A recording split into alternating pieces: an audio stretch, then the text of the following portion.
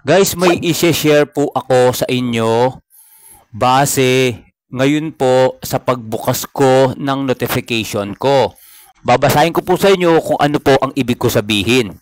Kasi guys, napaka-importante po nito baguhan tayo na content creator guys. Pag may natanggap tayo sa mga notification natin guys, wag na wag po nating pipindutin at wag po tayo magpapadala sa kanila. Okay? Ang nakalagay dito sa message guys, babasahin ko ha. Sabi dito guys, Gabriel Majidadi and Favor Charito mention you in their comments. Okay guys?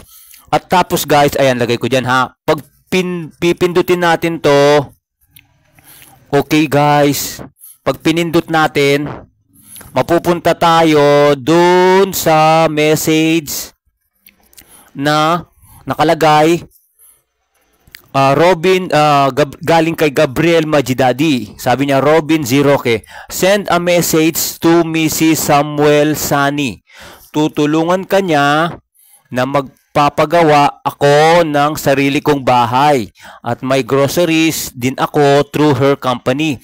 Legit siya at mapagkakatiwalaan. I-click ang kanyang link. Ang pangalawa guys, itong si Favor Charito. Ang sabi niya rin guys, Robin Ziroque, hello po. If you have a GCash or Coins PH wallet, click this link and send my manager a friend request.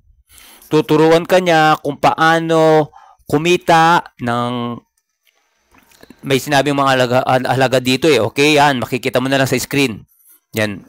Hindi ko na lang sasabihin guys. Tapos, within 3 days of trading, I am living testimony. I have got my matagumpay na kumikita na aawa ko na ngayon kung bakit sila napakarami ng mga tao ang nakikinabang dito.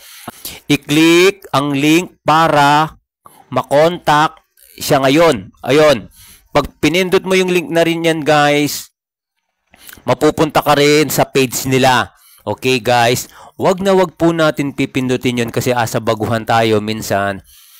Nakukuha yung loob natin. Okay, ignore lang po natin to. Pag may natanggap tayong ganitong message, okay guys, uulitin ko lang bago magtapos ang video ito. Pag may natanggap po kayong link o message na ganito, yan, yung ganyan, yung binasa ko, at sinabi, kikita kayo, 100%, makakaptayo ng sariling bahay at grocery, or yun guys, ignore lang po natin yun. O kaya yung mga tao na nag-message sa inyo dito guys, yung mga account nila, hindi sila yun. Napasok ng mga masasamang loob at ginamit yung account nila para makapaglinlang ng mga tao. Okay guys, kaya yung mga profile Facebook natin sa settings guys, i-secure natin. Gumamit tayo ng two-factor authentication para yung mga masasamang loob hindi na papasok yung Facebook natin na hindi sila nagpo-post, gagamitin Facebook at magpo-post na kung saan-saan para makapanlinlang ng mga tao. Okay guys? Importante ito guys ha, kaya kailangan tignan mo maigi yung mga message mo.